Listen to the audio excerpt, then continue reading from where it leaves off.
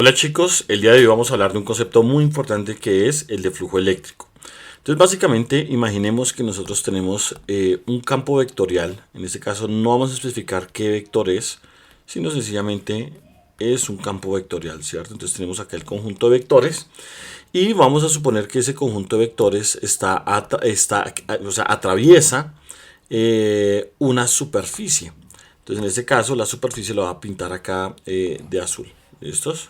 Entonces miren, tenemos acá la superficie, es una superficie cerrada. Fíjense que acá en este caso esto de acá es el área que encierra la superficie. Si ustedes lo quieren ver de alguna forma, es como si esto fuera una curva C con esta orientación. Y tenemos un campo eléctrico, en este caso el campo eléctrico, un campo vectorial, que en este caso el campo vectorial va a ser el campo eléctrico, ¿listos? Entonces tenemos un campo eléctrico que es vectorial, que atraviesa una región del espacio, en este caso es una área, una superficie, y naturalmente esa superficie pues tiene la dirección de circulación, me define a mí la dirección del vector área. En este caso, si yo tomo un pedacito del elemento,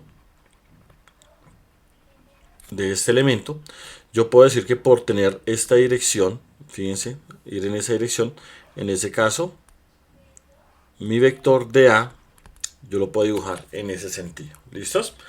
En el caso contrario, que nosotros tuviésemos, por ejemplo, una superficie acá cualquiera, ¿listos?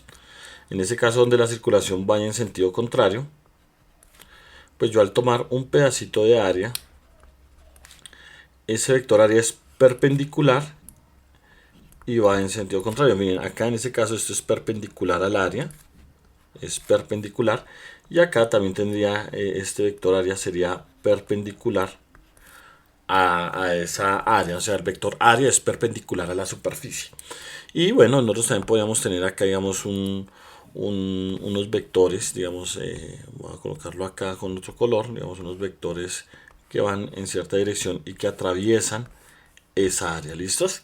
Entonces cuando nosotros tenemos ese vector área y ese campo eléctrico, ese campo vectorial que atraviesa esa área, entonces nosotros lo que tenemos es que se genera un flujo. Recuerden que el flujo es como esa cantidad vectorial que atraviesa una región cerrada. Entonces, en este caso tenemos que el flujo eléctrico va a ser igual a la integral del campo eléctrico punto de A. ¿Listos? Entonces tenemos esas dos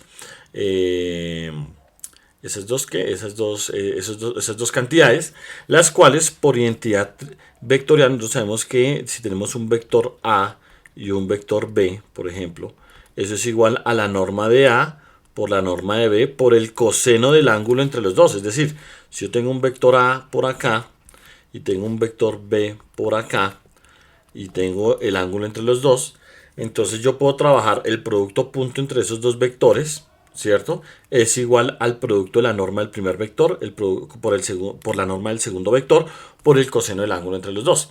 Entonces aplicando esta identidad acá, nos queda que el flujo eléctrico va a ser igual a la integral del campo eléctrico, la magnitud, ya es la magnitud, no es el vector, la magnitud del vector de A, o sea, fíjense que ya no les coloco las flechitas arriba, y por el coseno del ángulo entre los dos. O sea que esto de arriba lo puedo ver de esta forma o de esta forma. Y esta es la que nosotros vamos a trabajar, es la más, digamos, para poder solucionar la integral, es la más adecuada, ¿listos? Entonces nosotros tenemos que el flujo eléctrico es igual a E de A por coseno de teta. Eso sería entonces el concepto de flujo eléctrico. Ahora, ¿qué viene? Que este flujo eléctrico pues depende del campo, del área y del coseno de teta. Es decir, depende del ángulo entre los dos. Es decir, que por ejemplo, yo puedo tener por ejemplo acá un área. Yo puedo tener acá mi vector de A que va en cierto sentido. Y decir que el vector campo eléctrico por ejemplo también va hacia arriba. ¿Cierto? Entonces en este caso, el ángulo entre los dos, como los dos van en la misma dirección, teta es igual a 0 y por lo tanto nos queda que el flujo eléctrico es máximo, que sería entonces cuando E de A por coseno de teta, entonces sabemos que teta vale 0, o sea, independiente del punto que yo tome, miramos la dirección del campo eléctrico. ¿Listos? Debemos tomar, digamos, en diferentes puntos del área, miramos la relación entre el campo eléctrico y el vector de A.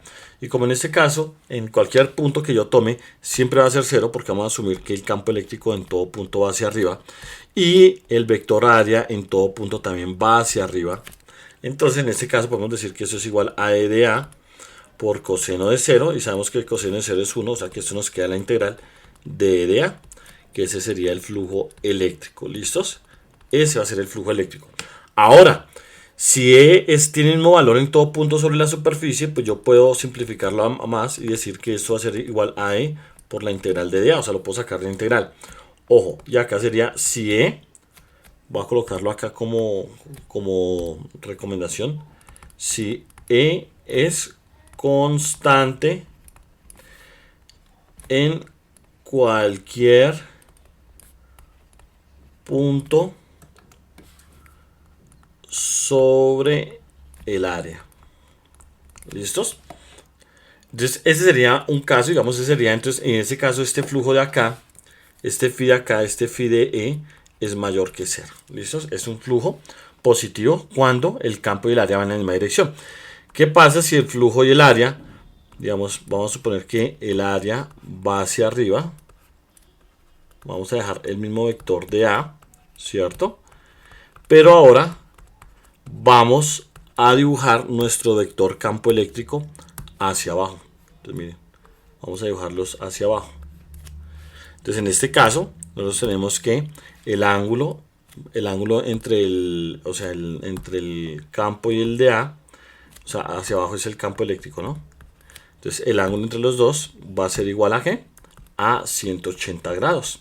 Y si realizamos el mismo proceso, pues nosotros tenemos acá que phi E es igual a la integral de dA por coseno de teta. Entonces acá quedaría que phi de E, el flujo eléctrico va a ser igual a la integral de dA por coseno de 180.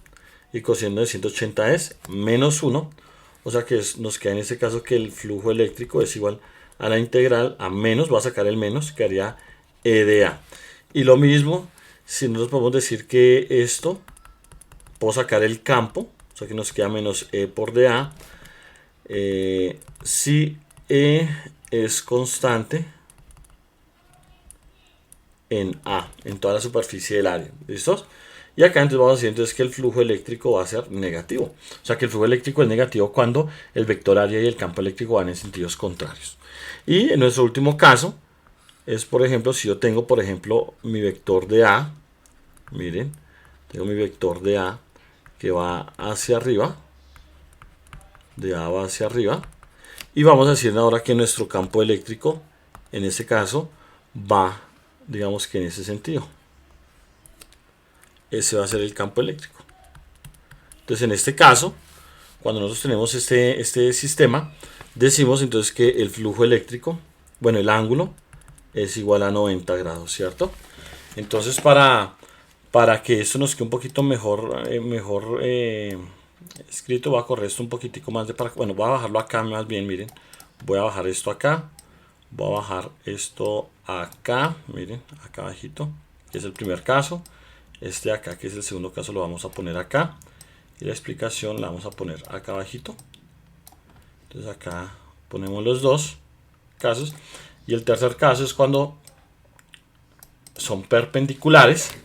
Y en este caso, pues nosotros tenemos que phi de E es igual a la integral de dA por coseno de 90. Y coseno de 90 nos da 0. O sea que el flujo eléctrico es 0.